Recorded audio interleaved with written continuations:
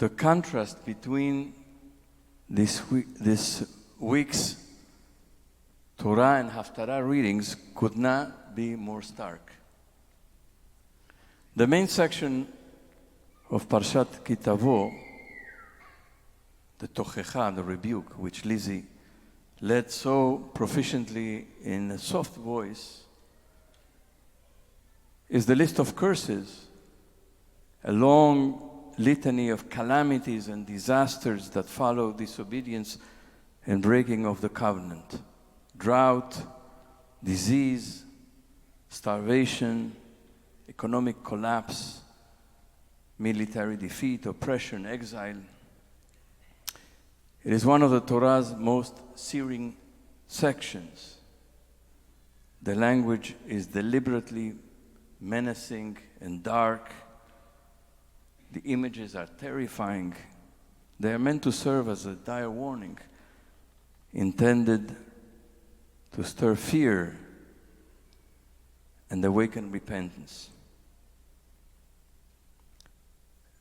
Since this reading always comes as we near the end of Elul, in proximity of Rosh Hashanah, a time for honest self-examination, chesbon hanefesh, the commentators understand Parashat Tavo as a reminder that we must face difficult and uncomfortable truths with honesty and acknowledge our failures without self-deception or rationalization.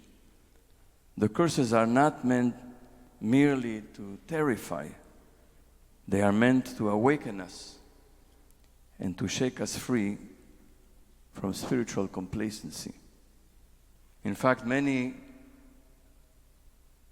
rabbis, particularly Hasidic masters, Hasidic rabbis, indicated to the Torah reader of Parashat Tavo that they should not do it the way Lizzie did it in a soft voice. They actually should do it in a loud voice, so that everybody will hear and everybody will awaken from their moral or spiritual slumber and turn to repentance. That's the Torah portion. By contrast, the Haftarah from Isaiah is full of light and radiance. In the Sephardic tradition, these are the verses that open the ritual of Havdalah. You know them.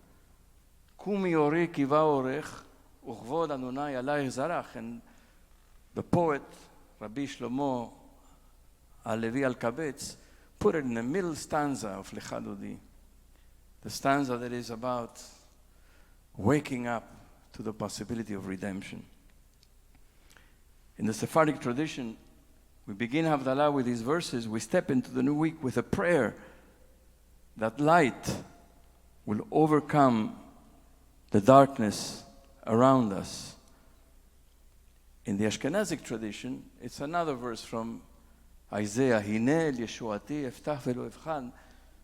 It's actually asking God to strengthen us as we face the fears that a new week may bring.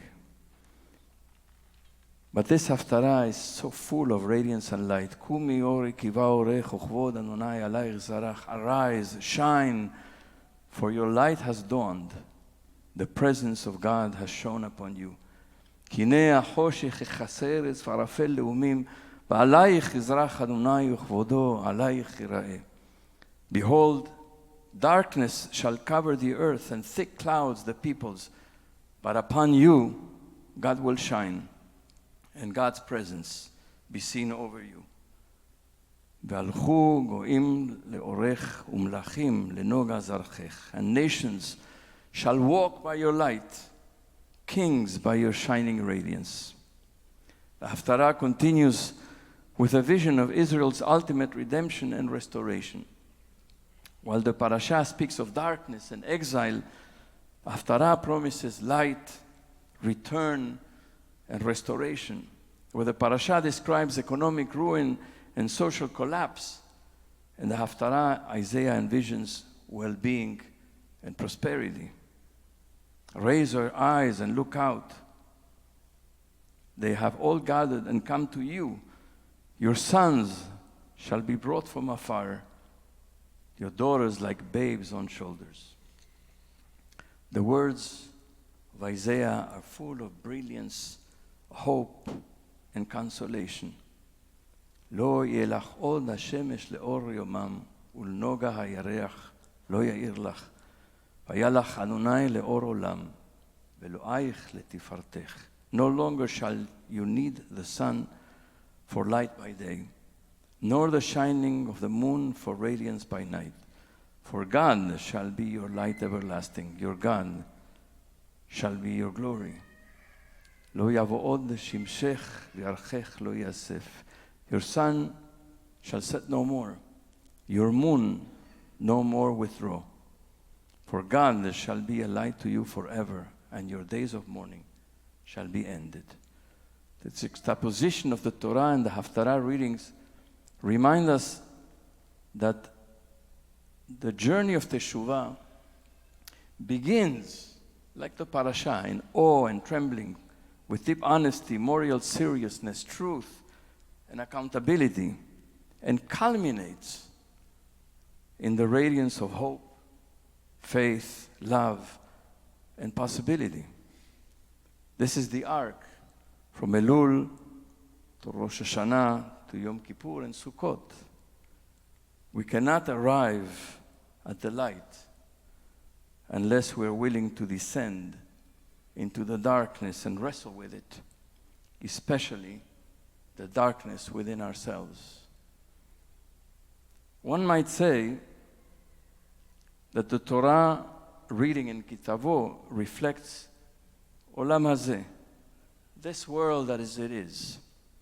Many of the curses we read and heard this morning are things we know from our world.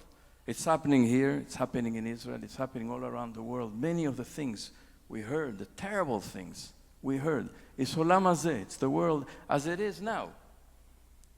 While the Haftarah of Isaiah points towards Olam Haba, the world that is coming. I'd like to share a teaching of the late Rav Shagar in a collection of teachings for the high holidays called Zikaron LeYom Rishon, remembrance of the first day. This world in Hebrew is called Haolam Hazeh. What is Zeh? It's the world of this. The emphasis is on the reality that is. This, the world of this, of what is. And what is hard and challenging. What there is in this world is this, what we are living now. This world, the Olam Hazeh, is opposed to Teshuvah. Teshuvah is reconciliation and wholeness. But the Olam Hazeh, the world of this, is harsh, is uncompromising, and has no wholeness and no peace.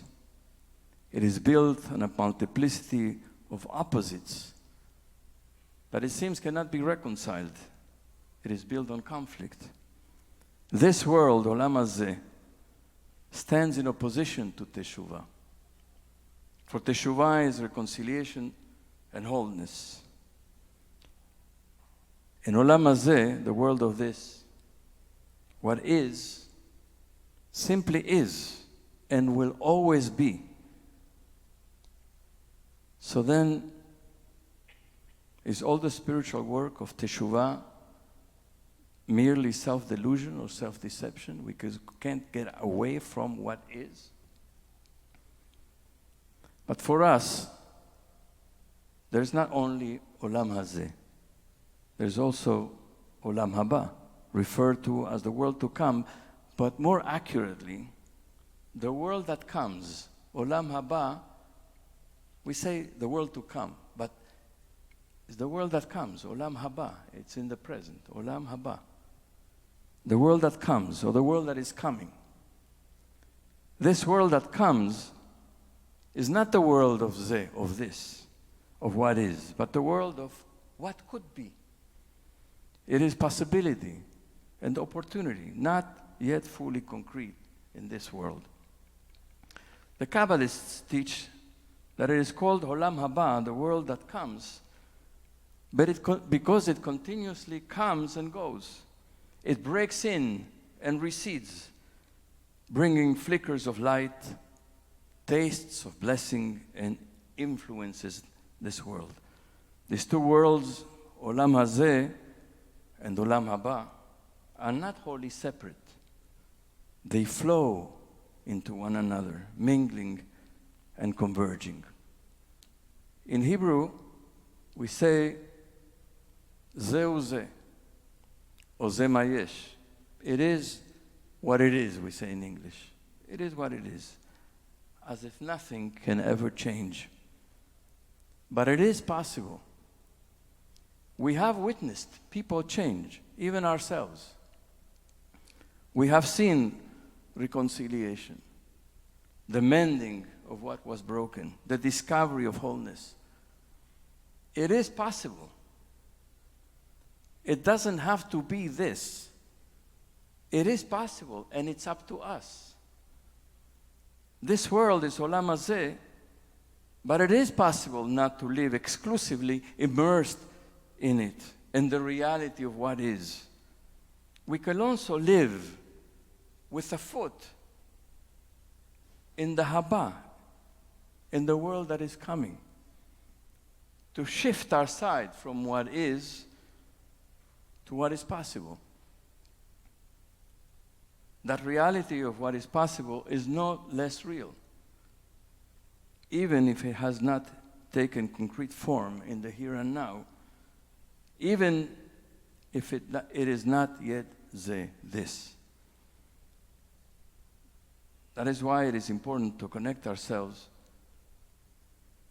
to reality as that which is coming, not only what is. What is coming is also real. To draw the Haba into the Hazeh, what comes into this, to bring what we hope, what we dream, and what we long for in the fabric of what is. And when that happens, then teshuvah, reconciliation, forgiveness, purification become possible. We know the world of teshuvah and forgiveness exists because from time to time we touch the wholeness of the heart.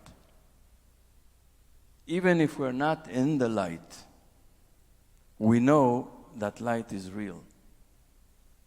We know it because we've all seen it. We were there once, and we can return again. Kumi ori kiva orech, uchvod Adonai alayich zarach. Arise, shine, for your light has dawned. The presence of God has shone upon you. Kinei hachoshech yichaseh eretz v'arafel leumim, v'alayich yizrach Adonai. Uchvodo alayich yireh. Behold, darkness shall cover the earth, and thick clouds the peoples, but upon you God will shine, and God's presence be seen over you. Shabbat Shalom.